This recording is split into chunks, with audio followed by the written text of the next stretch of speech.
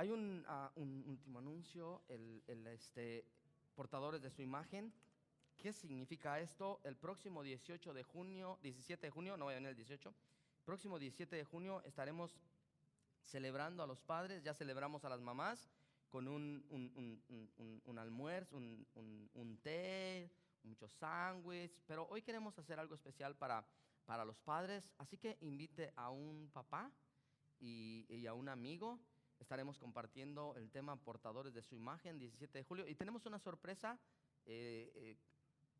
Esa sorpresa será las madres el, am, el, el 12 de mayo. Hicieron un drama y yo me lo tomé muy a pecho. Dijeron que iban a hacer barbacoa y que iban a hacer barbacoa y que iban a hacer barbacoa. Entonces yo no sé si será verdad o solamente nos cuentearon, pero o solamente era drama.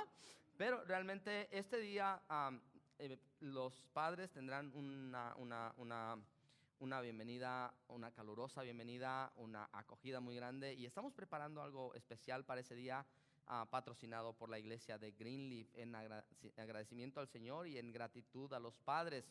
También le queremos pedir que ese día me estaré poniendo una camiseta especial de mi equipo favorito, así que si usted tiene su equipo favorito, no me vaya a crucificar porque no me va a ver con traje ese día, pero ese día es un día para los padres. A la mayoría de los padres nos encanta el deporte, por lo menos verlo en la televisión. No nos gusta hacer mucho, pero por lo menos nos encanta el deporte. Si usted tiene su equipo favorito, mire, póngase su camisa favorita, menos las de las Chivas. Ah, no es verdad, no se crea. Póngase lo que usted guste y yo estaré compartiendo también. Será un buen día para compartir. También usted puede invitar a un amigo para que no piensen que los cristianos son así como todos apagados y no saben nada. Disfrutamos, hay momentos para todo. Dice Eclesiastés, hay tiempo para todo, todo tiene su tiempo. Hay tiempo de reír, hay tiempo de llorar, hay tiempo de plantar, hay tiempo de cosechar, hay tiempo de todo. Y también nos tomamos un tiempo para disfrutar, un tiempo para estar alegres, un tiempo para expresar que los cristianos no son solamente así apagados. Estamos aquí en el mundo, aunque no somos de este mundo, y disfrutamos muchas cosas. Así que queremos disfrutar el Día del Padre, portadores de su imagen. ¿Qué significa ser portador de la imagen? ¿De qué? ¿De qué o de quién? Se lo dejo ahí, pero ese día traiga a sus hijos, sus hermanos, sus tíos, sus primos. Le aseguro que no se va a arrepentir. Estamos preparando algo especial. La barbacoa de las hermanas, no sé, pero la iglesia de Greenleaf algo especial. Luego también, si usted es hombre, ¿cuántos hombres hay acá? ¿Cuántas mujeres hay acá? ¿Qué pasó? ¿Cuántos hombres hay acá? Ya soy yo mejor. Pero es que los agarré en frío, dijo Cantinflas, por eso. Es que tenemos estudio bíblico los hombres todos los martes 7 de la noche. Tienen un tiempo de compañerismo, tienen café, tienen galletas, también tienen estudio, comparten, conviven, expresan, se desahogan. Fíjese que se desahogan de la señora, no es cierto, se desahogan. Así que véngase los martes 7 de la noche.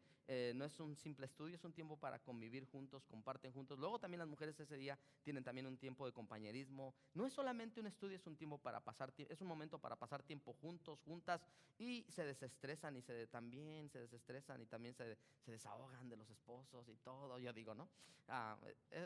Dicen que cada quien habla de cómo le va en la feria. Eso es un día. Así que, ¿alguien tiene por ahí en su casa un espacio vacío? Me conformo con la sala. No, están muy serios, hermanos. ¿Qué les pasa hoy? ¿O soy yo el serio? Ahora su Biblia, 2 Corintios. Ahorita se va a poner más serio, va a ver.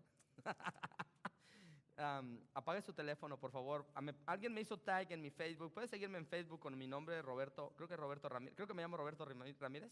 Todos los días comparto un mensaje de la palabra de Dios. Todos los días, todos los días, todos los días. Pero alguien me hizo un tag con un teléfono de un pastor que fue a apagar el teléfono. Estaba hablando del amor y la paciencia el pastor, y el teléfono no paraba de sonar y no paraba de sonar. Y que se le acaba la paciencia y que se le acaba el amor y que le quita el teléfono a la hermana y ¡pum! Así que, mira, apague su teléfono. No va a pasar eso, no se preocupe. Ay, Dios santo. Estoy feliz, hermanos. Estoy feliz porque el Señor vive en nosotros. Amén. ¿El Señor vive en usted? Yo sé que estoy feliz porque están muchos de casa, una alegría. Todos están. Tenemos mucha gente de vacaciones también, mucha gente de vacaciones. Viene el verano y siempre se van de vacaciones, pero no me invitan. Es más, ¿sabe qué? Antes de empezar a predicar, yo voy a tener que reclamar algo. Yo les dije ayer, no hombre, si es que mi vida va tan rápido que la vida son 2 días. Le dije la semana pasada, si alguien aquí quiere invitarme a celebrar el Día de las Madres, yo estoy disponible. Hermano, nadie me invitó. Y me fui a comer Kentucky Fried, no que fui a, no sé, mire, pero ¿sabe qué? Estaba bien feliz porque fue a un restaurante de comida rápida, no había línea, nadie. Ahí estaba yo solito con mi esposa, por supuesto, pero gracias por la invitación. No, no es verdad, hermanos, la verdad, qué bueno que disfrutaron. Ya mejor vamos a predicar. ¿Le parece que mejor empiezo? ¿Sí o no? Espero, tengo que amortiguar el ambiente, para lo que el mensaje que Dios nos dio hoy. Así que continuamos. Abra su Biblia en 2 Corintios capítulo 10 y continuamos con nuestra serie titulada Animados en Cristo. Y el tema que deseo compartir con usted esta mañana se titula La humildad malentendida, o el pastorado malentendido. Le puse ahí entre comillas. Estamos aprendiendo inglés, algunas veces no lo escribo de la mejor manera, pero espero que todo está bien. Ahora, escuché a un famoso predicador cuando pensaba en el tema de hoy. Escuché a un famoso predicador, muy famoso predicador y siervo de Dios, y él escribía esto, o él decía en su programa, en este programa, decía: cuando recibo una carta con la crítica, por lo general, esto es lo que él decía, por lo general la coloco en una carpeta especial hasta que me sienta capaz para contestarla. Y él dice, en unas pocas ocasiones he contestado cartas demasiado pronto y lo he lamentado. Al pensar esto, al esperar, dice él, al esperar me doy cuenta, o me doy tiempo para pensar, orar, leer entre líneas y preparar una respuesta que sea provecho y que no cause daño. El apóstol Pablo, o al escuchar esto, pensé en el apóstol Pablo y cómo el Espíritu Santo lo guió a usar un método sabio para escribir a los corintios. Y escribiéndole a los corintios, le escribió a una iglesia dividida, a una iglesia partida, a una iglesia con un montón de dificultades, a una iglesia que habían llegado al punto que en el día de la cena del Señor comían y se emborrachaban, a una iglesia que en un momento determinado alguno de los miembros tenía la mujer de su padre. Y Pablo él pensó antes de escribir, y él tuvo a bien escribir a la iglesia, una iglesia que estaba dividida, una iglesia que resistía incluso la autoridad de Pablo, la autoridad apostólica, y que estaba siendo seducida por los falsos maestros, de modo que primero explicó su ministerio para que ellos no tuvieran más dudas en cuanto a que Pablo estaba siendo sincero, y les animó a participar en la ofrenda porque sabía que este reto les ayudaría a crecer en su vida espiritual, como hablamos la semana pasada. Y creo que el dar de gracia y el vivir por gracia van juntos, es decir, usted da de gracia y vive por gracia. Y en la última sección de la carta del apóstol Pablo, que veremos más adelante, Pablo lanza un desafío a los rebeldes de la iglesia en Corinto, incluyendo a los falsos maestros, y defiende su ministerio apostólico. Y cuando uno piensa y cuando uno lee el capítulo 10, hallaremos que Pablo se refiere directamente a sus acusadores. Pablo estaba siendo acusado de muchas cosas, y contesta a sus falsas acusaciones.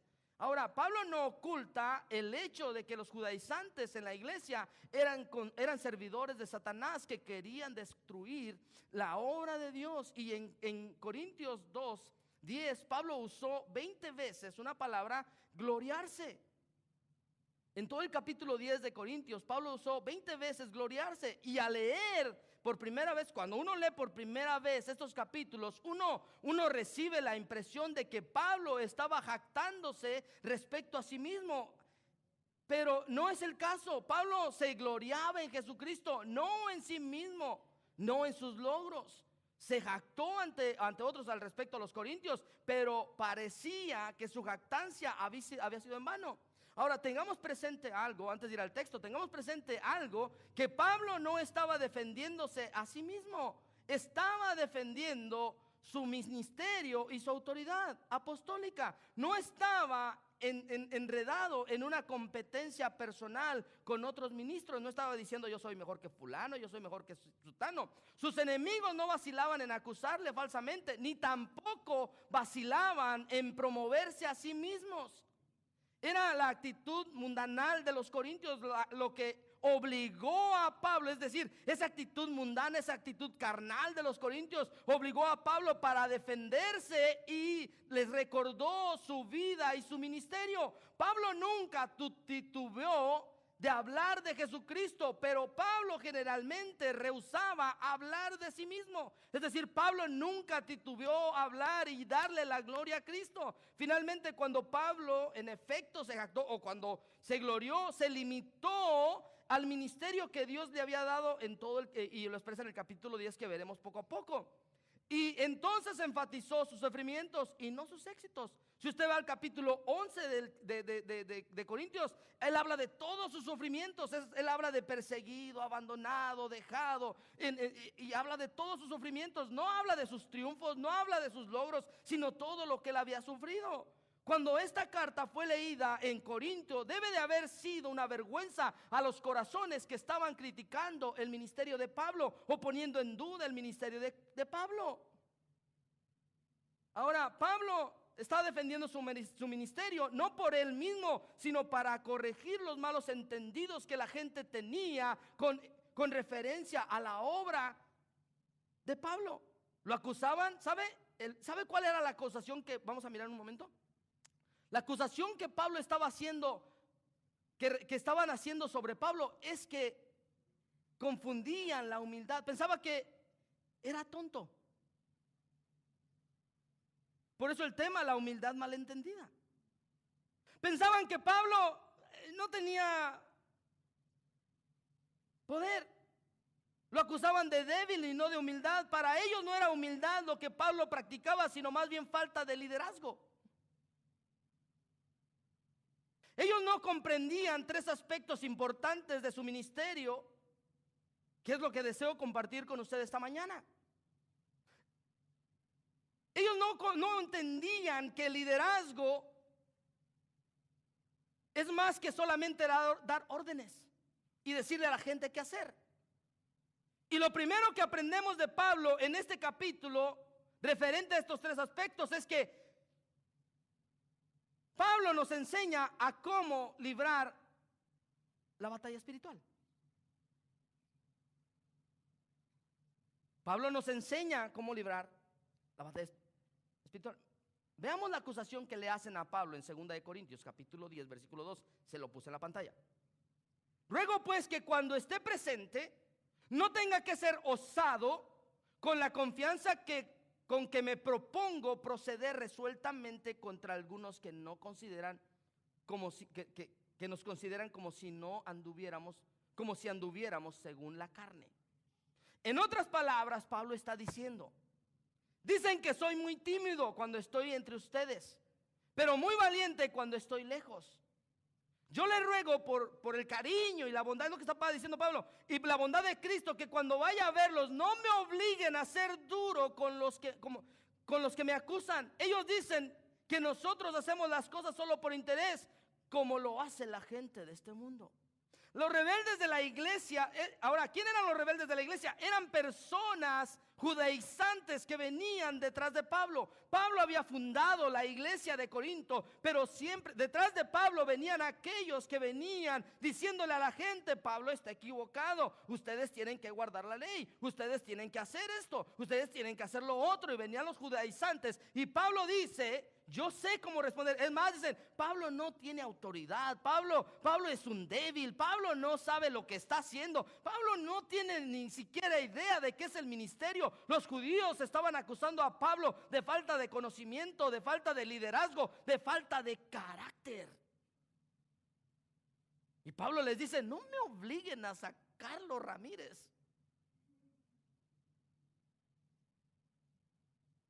Ahora, decían a Pablo que era muy valiente cuando escribía. Dice a Pablo le dijeron: Pablo, pues por cartas hasta yo te escribo lo que sea. Si leyó, le dijeron a Pablo: eres muy osado por cartas, pues no te vemos, pero a ver, venlo a decir a la cara.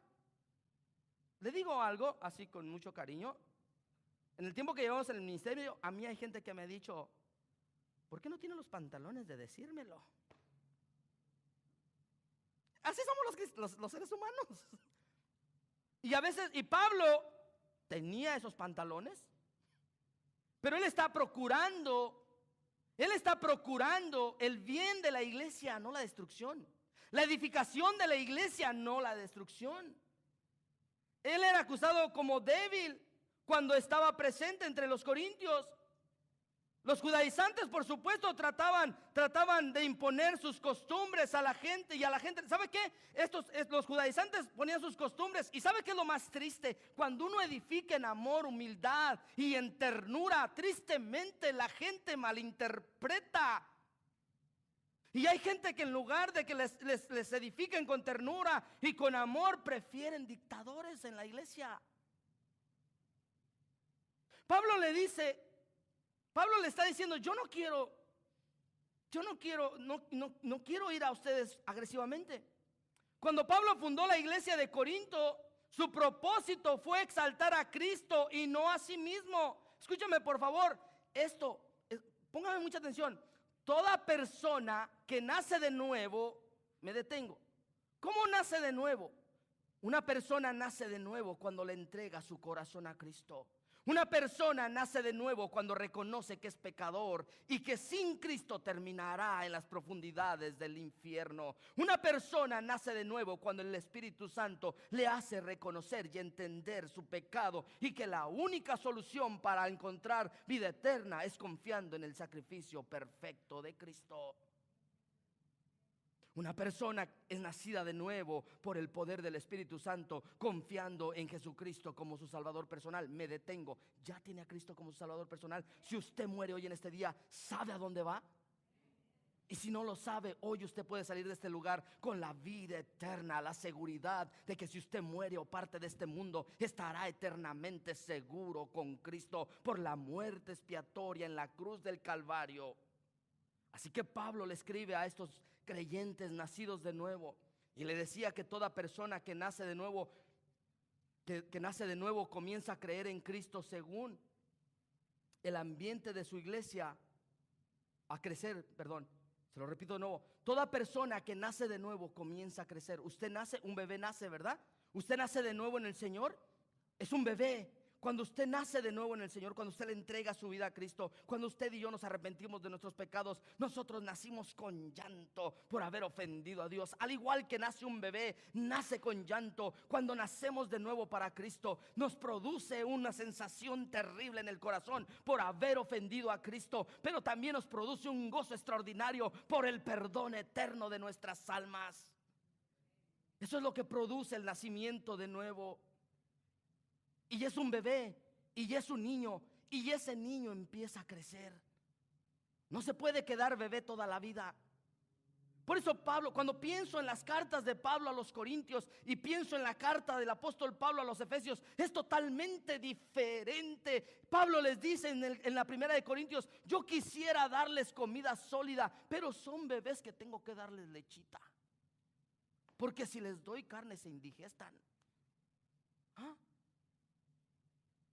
Un bebé nace y empieza a crecer. Imagínese un bebé de 40 años en una carriola. Cuando nace un bebé, lo natural es que crezca. ¿O no es cierto?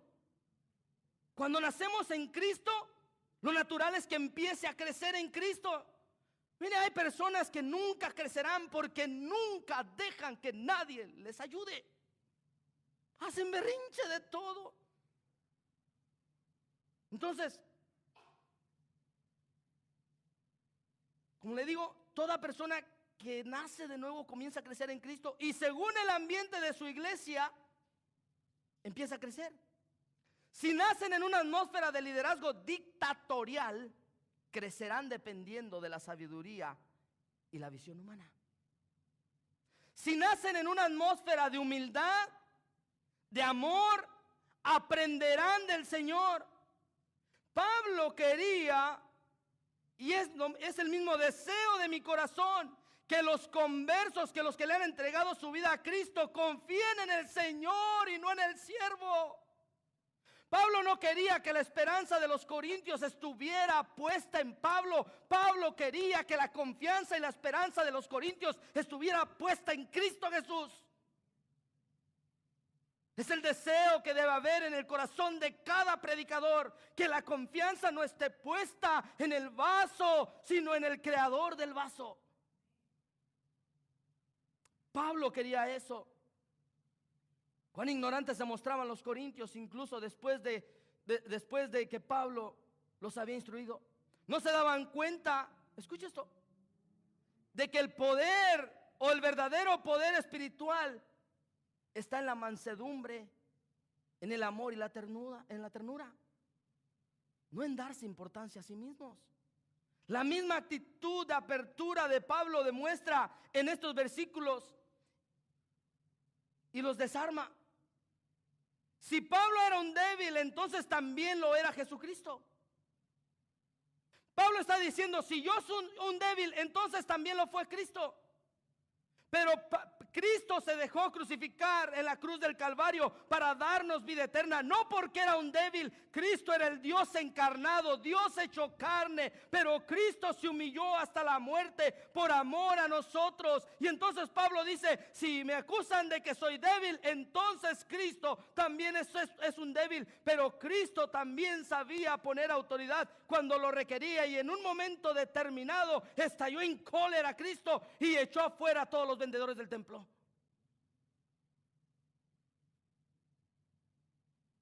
Pablo les advirtió con amor. Pablo les dice, no me obliguen a ir a mostrarles cuán firme puede ser. Es como cuando el papá le dice, te estoy hablando.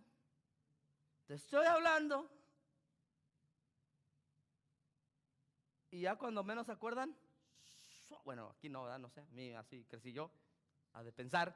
Cuando menos se acuerdan que te hablaba y no me hacías caso. Pablo está diciendo, no me obliguen a ir con la vara que me corresponde.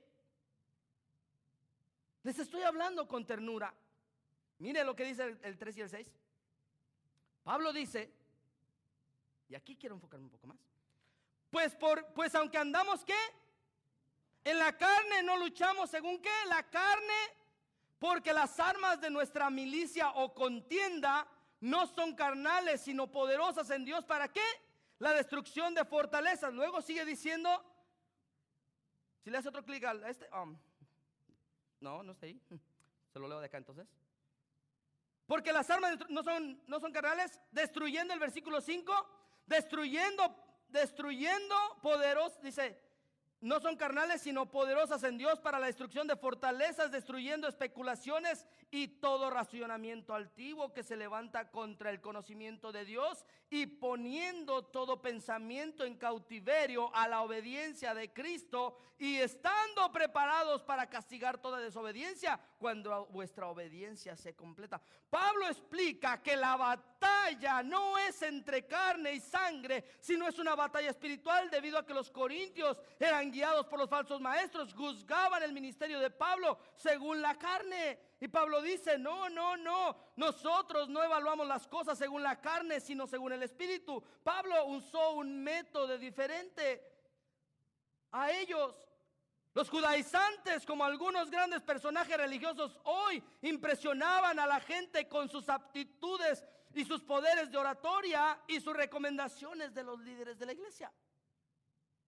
Yo le digo una cosa, hay una diferencia entre un predicador del evangelio y un poderoso orador de motivación personal. La iglesia ha adoptado muchas características de grandes oradores para la autoestima personal. Pero Dios no nos llamó para promoverle a usted la autoestima personal. Dios nos llamó para decirle a usted que usted es hijo de Dios y que en usted vive el Espíritu Santo y que usted es poderoso en Dios. No para levantarle su autoestima, para saber que le debe sujeción a Dios. Pablo está ahí. Pablo usó un método diferente, porque cuando Era tan humano como cualquiera, no dependía. Mire, Pablo está diciendo, porque aunque andamos según la carne, no luchamos según la carne. ¿Sabe qué significa eso? ¿Sabe lo que eso significa? Pablo está diciendo, yo no dependo de las armas humanas, sino de las armas divinas y espirituales que el Señor me provea. La batalla no era según la carne, porque no estaba luchando contra sangre ni carne, sino contra principados, contra huestes espirituales en las regiones celestes, dice Pablo en el capítulo 6 de Efesios. ¿Sabe una cosa? Usted no lucha contra sangre y carne. Las armas de nuestra milicia no son carnales, sino poderosas en Dios. Pablo está diciendo, yo no dependo de mi intelecto humano, de mi poder de convencimiento, de mi poderosa oratoria para hacer lo que he hecho. Yo dependo del poder del Espíritu Santo, de la gracia del Espíritu Santo, de la palabra de Dios para poder hacer las obras que Dios me ha enviado. Porque yo no estoy luchando contra sangre y carne. Yo lucho con algo que es más poderoso que la carne. Yo lucho con cosas espirituales para que ustedes puedan entender y abrir los ojos a la vida eterna y a la vida espiritual. Pablo dice, mis armas no son carnales. La palabra milicia o la palabra contienda significa campaña militar. Pablo no estaba simplemente librando una escaramuza. ¿Sabe qué es una escaramuza? ¿De dónde saqué esa palabra, Dios santo? Es un término militar. Una escaramuza es cuando usted va a atacar una cierta ciudad, pero nada más quiere pasar, pero luego se retira. Pablo no está hablando de una simple escaramuza, Él está diciendo, no solamente nos atacan poquito, estamos atacados constantemente. No son escaramuzas que el diablo viene y se va. No. Tenemos una guerra, tenemos un ataque militar. Estamos siendo atacados por todas las huestes de maldad. Se han levantado contra la iglesia, pero la iglesia ha de prevalecer, porque mi Biblia dice que las puertas del infierno no pueden prevalecer contra la iglesia. Si realmente, denle un aplauso. No me aplaude a mí, créame que no me aplaude a mí. Si la palabra hace mello, hágalo, no le pasa nada. Pablo dice que nuestra lucha no es carnal. Los poderes del infierno, escúchame por favor, mi querido, mi estimado, mi amado pueblo de esperanza de la iglesia de Greenleaf, instalada en el 8707 de la Greenleaf Avenue en la ciudad de Whittier, California, Estados Unidos. Todavía el infierno está luchando todos los días en contra de usted para que usted no crezca. Y le va a poner todos los obstáculos para que usted se mantenga como un bebé.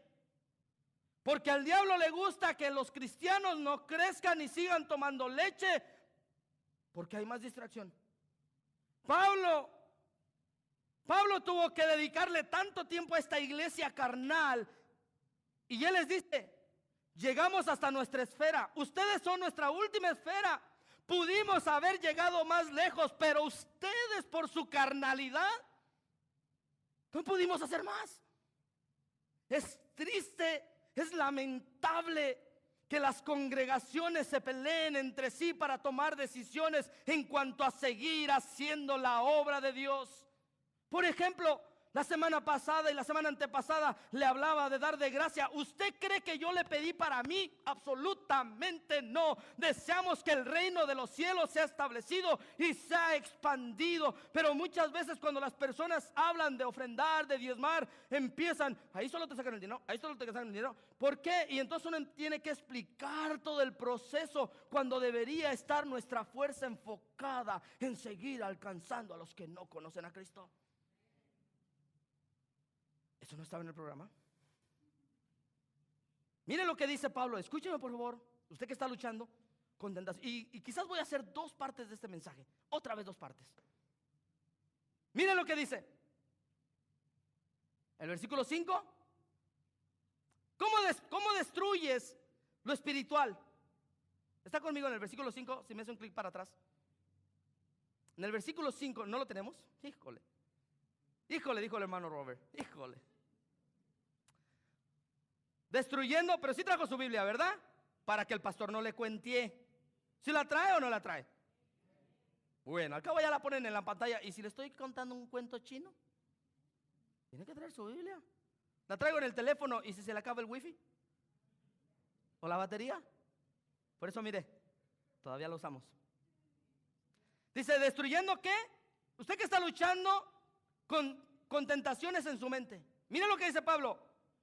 Él sabe que está en una guerra espiritual. Él sabe que tiene una lucha terrible en contra del enemigo. Mire, no es la suegra. No sé por qué sé que es la suegra. Mi suegra casi nunca está en casa. No es el hermano. No es la hermana. No es el pastor. No son los miembros de la iglesia. Es el diablo. Tenemos un enemigo. Le digo algo, ¿usted cree que el diablo está contento con la iglesia de Greenleaf? No, Dios nos ha bendecido mucho y nos seguirá bendiciendo. Pero tenemos una lucha. Y mire lo que dice el versículo 5. ¿Destruyendo qué? ¿Está conmigo? No sé qué versión está usando. Dice, destruyendo especulaciones y todo razonamiento altivo que se levanta en contra de qué?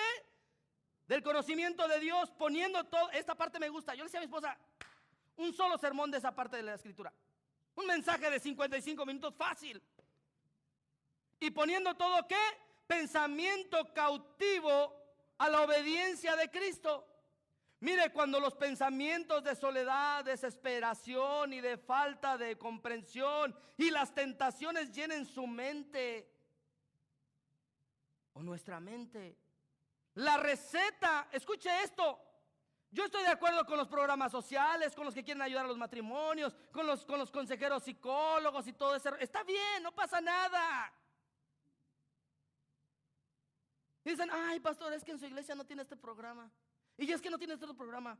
Mi respuesta es, cuando todas sus situaciones difíciles en la tentación haga mella en su mente, llevemos cautivos nuestros malos pensamientos a la mente de Cristo y entonces podremos vencer. ¿Sí me estoy explicando? Miren lo que dice nuevamente, llevando y poniendo todo pensamiento cautivo a la obediencia de Cristo. Cuando los pensamientos de soledad vengan a llenar su mente, entonces lleve ese pensamiento cautivo a los pensamientos de Cristo. No luche con sus propias fuerzas. Piense que la batalla es de Cristo y quien ya venció por encima de la muerte. Hay murallas de resistencia en la mente de las personas y estas murallas son como las de Jericó y deben ser derribadas. La pregunta, ¿cuáles son esas murallas? Razonamientos que se oponen a la verdad de la palabra de Dios. Era lo que tenían con Pablo. El orgullo de la inteligencia que se exalta a sí misma. Pablo no estaba atacando la inteligencia, sino el intelectualismo, la actitud arrogante, la altivez que hace que la gente piense que sabe más de lo que realmente sabe. Como dice Romanos 12:16, no seáis sabios en su propia opinión. Pablo había enfrentado la sabiduría de los hombres cuando fundó la iglesia de Corintio. Y esta había aflorado de nuevo con la llegada de los judaizantes. Pablo viene con los corintios. Ahora, cuando usted piensa de Pablo, Pablo no era un ignorante, ¿sabía? Pablo era un tipo que conocía la literatura griega. Pablo conocía de la medicina, de los avances grecorromanos. Pablo sabía todo. Y Pablo tuvo que luchar con eso cuando vino por primera vez a Corinto. La actitud de humildad de Pablo, escucha esto. ¿Cuál era el poder en contra de estas huestes celestiales tan malas? ¿Reprender al diablo?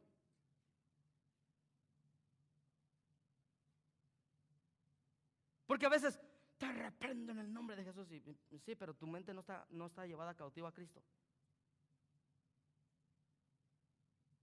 No podemos, mire, usted puede reprender al diablo y lo que usted quiera.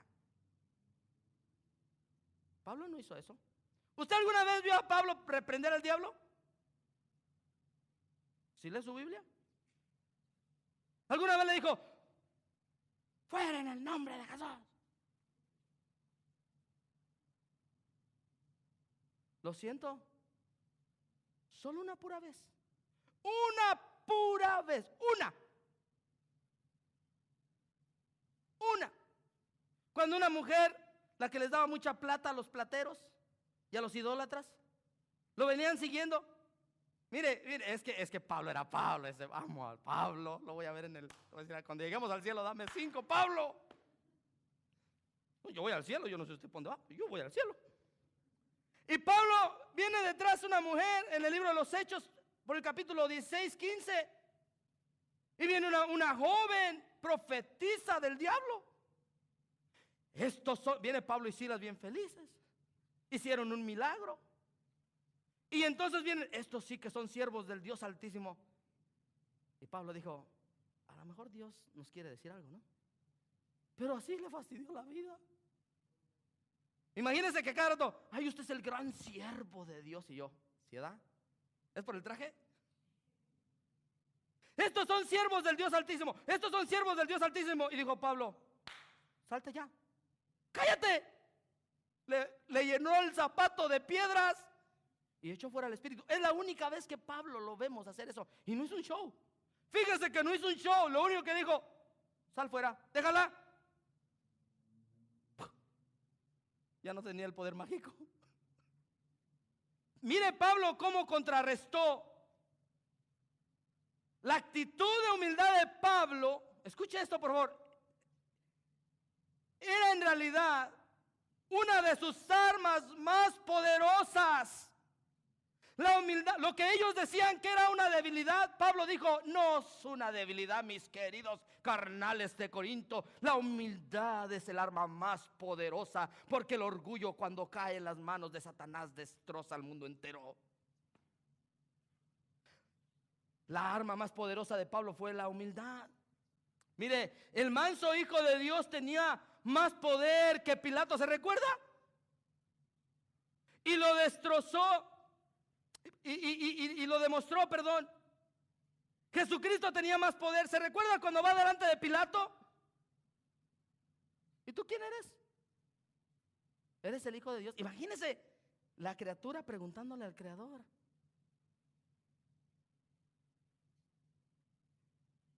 Pablo usaba armas espirituales para derribar a la oposición. ¿Cuáles son las armas espirituales? Usted sabe, usted ha pensado en alguna vez en su mente allá muy recóndito, ¿por qué tenemos el cuarto de oración? Es que el pastor no tiene nada que hacer y quiere venir temprano y ahí no sé. Es que el pastor, como no tiene nada que hacer, se levanta temprano, padece de insomnio. Ay. Otra, mi esposa acá me estaba ayudando a predicar, no sé qué le pasó. Es que como el pastor ya no tiene niños pequeños, piensa que puede llegar a todas horas. Los tuvimos, mira, todavía están pequeños. ¿Por qué cree que nos reunimos? Oro, de verdad. Y le voy a decir esto así. No lo tome mal. Hoy estaba el salón lleno. Me da mucha tristeza ver personas que alcanzan a entrar a la oración. Y está bien, compañerismo, buen rollo. No le podemos obligar a nadie. A nadie podemos obligar. A menos que Dios sobre en su corazón. Y tampoco voy a usar el púlpito para manipularlo, pues ese nunca ha sido mi plan. Yo espero que un día el culto de oración sea como un culto dominical. Hoy disfrutamos tanto, cantamos. Mire, no practicamos los cantos y cantamos, fíjese. Cantamos a nuestro Dios y la presencia de Dios se siente, y la presencia de Dios nos toca, y la presencia de Dios nos derriba. ¿Cuál es? Pablo usaba sus armas espirituales. ¿Cuáles eran? La oración. La oración, mire, no hay nada mejor que enfrentar las cosas a través de la oración. Porque a través de la oración nuestro corazón se derrite en la presencia del Señor. Y entonces cuando las dificultades vienen a nuestra vida, podemos sostenernos o podemos soportarlas. Mire, un corazón tocado por Dios cuando le hacen una mala cara, no lo sentirá tan feo como cuando se la hacen sin anestesia. ¿Sí me explico? Porque cuando andamos bajo la presencia, no es que Dios se va y luego viene. Dios está todo el tiempo en nosotros, día y noche. Pero hay momentos donde empezamos a adorar a Dios y experimentamos la presencia de Dios de manera sobrenatural, donde sus lágrimas pueden ser derramadas, donde su corazón es contrictado, donde su corazón se vuelve de carne y su corazón se vuelve sensible al Espíritu de Dios. En esos momentos Dios puede trabajar de manera extraordinaria en su vida. Pero si no permitimos que Dios trabaje en nuestra vida y todo lo queremos hacer por nuestra propia cuenta, no lo podremos hacer. Su feo carácter nunca va a cambiar. I'm sorry. Ni el mío tampoco. Mire, hace poco tuve una plática. Siempre tengo una plática con mamá y con mis hermanos. Yo viví hasta los 13 años con papá. Mi papá tenía un carácter del perro. O sea, de verdad. Y el carácter de papá, sus genes, su ADN. Si usted ve la foto de papá, mi padre, soy su cara. Fui el que menos crecí con él. Fue el que menos le aguanté. ¿Y sabe por qué no nos aguantamos? ¿Usted por qué cree? Porque somos iguales, mire. Yo dije, ahí te ves. Porque yo sabía que no podía, en mi carne nunca podía pasarla. Con mis hijos, yo sé quién tiene mi carácter. Y yo tengo que doblar las manos para protegerlo. Pero ¿sabe qué? No es posible a menos que el Espíritu Santo me doblegue primero. Después que mi padre murió, era el superpapá. Y yo digo, ¿por qué son tan hipócritas? Yo le digo algo y no me estoy quejando y me van a escuchar. Porque tengo como 1000 sobrinos, primos, no sé qué tantos, primos, hermanos. Mire, con eso le digo todo. Mi familia paterna, hijos de mis hermanos, hijos de mis primos y todo. Entre todos hoy somos más de 1000. De parte de mi abuelo. Nada más. Así que me van a oír. Yo les digo a mis hermanos, a mis tíos, cuando empiezan, ay, que tu papá, mi papá tenía un carácter horrible. No quería nada con Dios. Porque a veces después que una persona se muere era de un santo. Era mi padre, sí, me engendró, lo quise, pero no fue el ejemplo perfecto a seguir. No lo culpo porque no conocía lo que usted y yo conocemos, la bendita palabra de Dios, que es lo que hace la diferencia en el ser humano. Pero es la oración la que nos quebranta. Pablo dice, ¿ustedes piensan que a mí no se me sale los Ramírez? Y dicen, es que Pablo no tiene carácter. Muchos creyentes, Pablo, y esto lo digo, la oración, la palabra de Dios, el amor y el poder del Espíritu Santo fue lo que utilizó Pablo obrando en su vida. No dependía, escucha esto, para hacer la obra de Dios en la iglesia de Greenleaf, no se necesita una personalidad o un elocuente orador. Pablo no dependía de personalidad, capacidades humanas, ni siquiera de la autoridad que tenía como apóstol. Es que hay personas que no entienden y lo acusan a uno de débil. Mire, hay personas que hacen cosas que no deben hacer y vienen conmigo, pastor, debe de hablar con ellos, póngalos en sujeción. Y uno dice, sí, pero después de pensarlo y meditarlo, y uno no les hace caso, y las cosas se arreglan. Entonces cuando el mar está calmo, dice mi hijo, está calmo, entonces uno se sienta a hablar. Eso es lo que hizo Pablo. Pablo se esperó para responderle, no porque le faltaba autoridad. Alguien me dijo un día, ¿que usted no tiene pantalones, pastor? ¿Por qué me manda sus achichincles? A usted, ¿por qué no? Usted allá anda en el Marte. Porque a veces uno quiere evitar el conflicto y uno dice, con ese tiene, ya ahí va. Y luego le sale peor a uno. No es que uno no tenga autoridad. Pablo tenía carácter. Y lo están acusando. Ay, sí, Pablo, pues de lejos, qué valiente va. Pero a ver, ven a decirnos en nuestra cara. ¿Todavía está conmigo o ya se fue? Ya le dio hambre. Mire, él estaba listo para castigar al ofensor. Muchos creyentes hoy en día no se dan cuenta que la iglesia está peleando una batalla. Apenas voy en mi primer punto. No se preocupe, quiero enseñarle bien. Estaba pasando una batalla y los que realmente comprenden la seriedad de la batalla cristiana no siempre saben cómo librarla. Tratan de usar métodos humanos para derrotar las fuerzas diabólicas. Y estos métodos están condenados a fracasar, le cuento. Me viene a la memoria cuando Josué y su ejército marcharon alrededor de Jericó.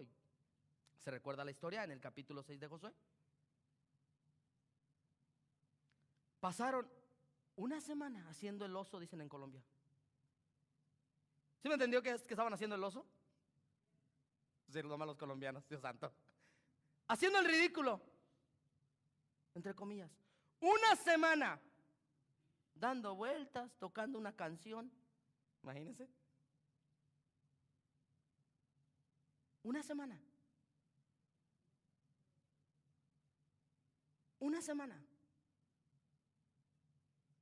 Marcharon alrededor de Jericó por una semana. Los espectadores pensaban que estaban locos. A ver, yo le digo algo. ¿Le han dicho a usted? No sé de qué es su trasfondo religioso anterior. Cuando usted le entregó su vida a Cristo, ay, ¿a poco todos los domingos tienes que ir a la iglesia? ¿No estés aburrido?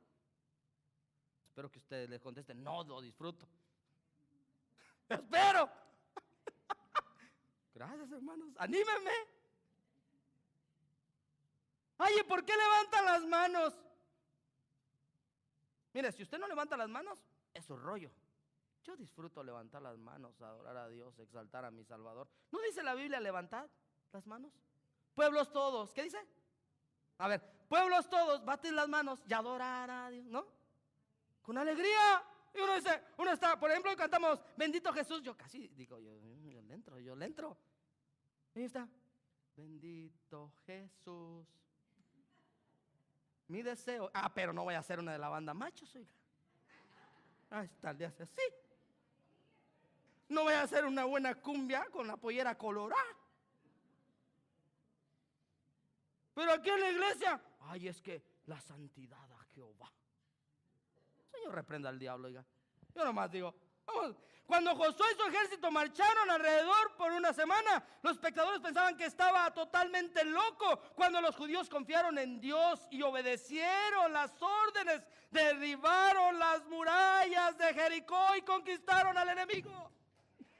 Solamente así, no era carnal. Mire, cuando usted mira la historia militar de Josué y la historia militar de Moisés, es extraordinario. Hombres militares. Para su información, Moisés es uno de los mejores militares, estrategas.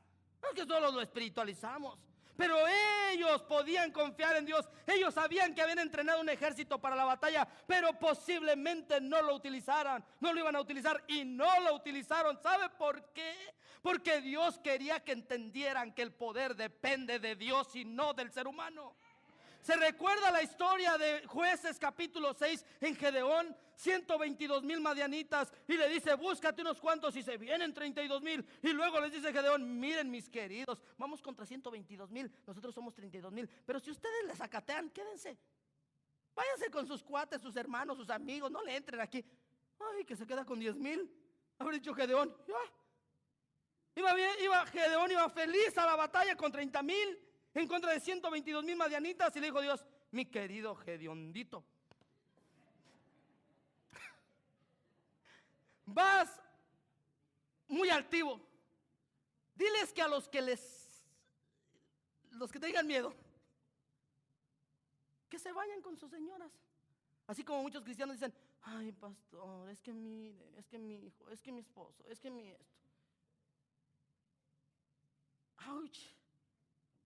Es que si voy, mire, si dejo un domingo de no ir con mi familia, usted no sabe la que se me arma.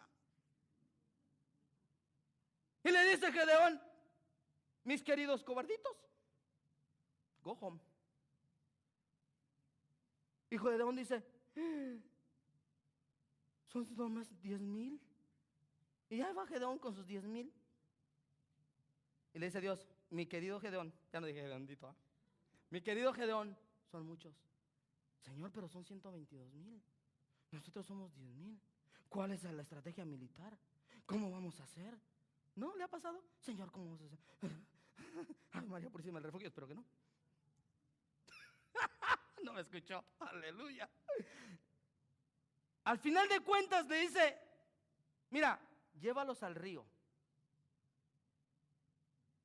y todos los que beban el agua como perros, así, y digo perros, apártalos.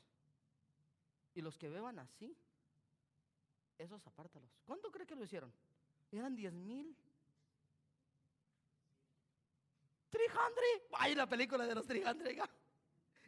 Y las Termópilas. No sabe usted. Qué bueno que usted es muy espiritual.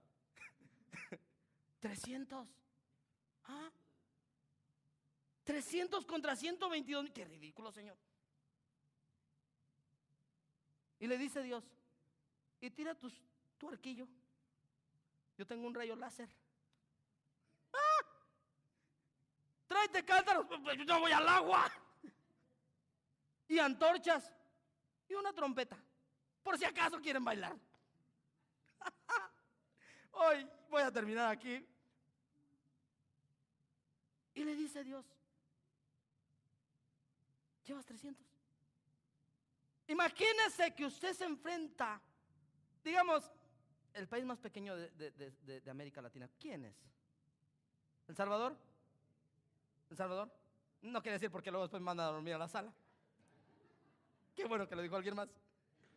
El Salvador es el país más pequeño. No me diga que aparte de pequeño, pobre. Pobre.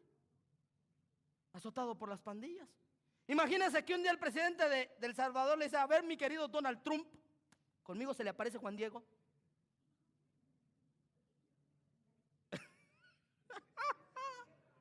Aleluya. Ahora imagínense, vienen 300 personas, 122,000 cántaros, trompetas y antorcha.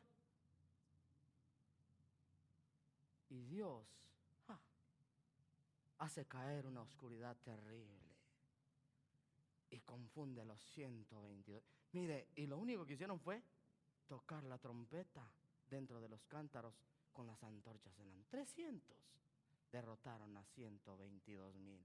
La Biblia dice que Dios hizo descender una oscuridad terrible y confundió a los madianitas y se mataron entre sí. Y Gedeón, tranquilo, ni se ensució las manos y triunfó. ¿Y sabe por qué lo hizo Dios? ¿Sabe por qué lo hizo Dios? Para que la victoria no dependiera de Gedeón, sino del Dios Altísimo. Nada más de Él.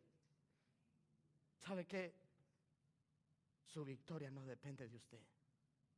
Mi victoria no depende de mí. Mi victoria depende del Dios Altísimo, que creó los cielos y la tierra. Él es poderoso, Él, solamente Él. No dependemos de nuestras fortalezas. Incline su rostro. No sé por qué está luchando usted. No sé qué es lo que usted está pasando. No sé qué es lo que está sucediendo en su vida. No sé cuál es su dificultad, pero sabe una cosa: Dios la sabe. Deje de confiar en sus propias fuerzas. Quizás usted está luchando con una tentación. Deje de confiar en sus fuerzas. Confíe en la gracia de Dios. Confíe en su amor. Confíe en su poder. Padre, te damos gracias por tu amor y por tu bondad, pues no dependemos de nuestras fuerzas, no dependemos de nuestro intelecto, dependemos total y absolutamente de ti, pues tú eres nuestro Dios todopoderoso y tú no miras el exterior, tú miras lo interno de nuestro corazón y decimos que confiamos en ti, Señor. Padre, si alguien viene hoy en este día con una necesidad que solamente tú conoces, pedimos que tú obres, pedimos que en lo más profundo de su corazón tú le fortalezcas su alma, tú le fortalezcas su espíritu, pues nuestras armas no son carnales, sino poderosas en ti, Señor. Bendice a tus hijos, bendice a tus hijas, Señor. Y una manera como aprendemos a confiar en ti y a depender de ti es a través de nuestros diezmos, a través de nuestras ofrendas, las cuales pedimos que tú las bendigas, las cuales pedimos que tú las uses para tu gloria y para tu honra. En el nombre poderoso de Cristo Jesús oramos. Amén y amén.